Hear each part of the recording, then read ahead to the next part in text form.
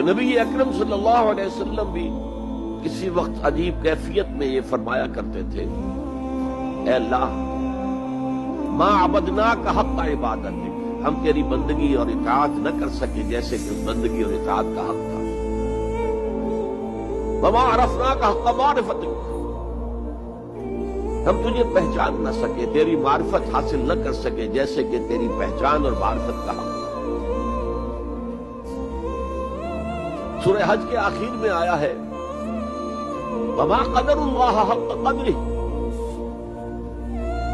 وہ اللہ کی قوتوں کا، قدرتوں کا اندازہ نہیں کر سکے جیسا کہ اس کا حق تھا۔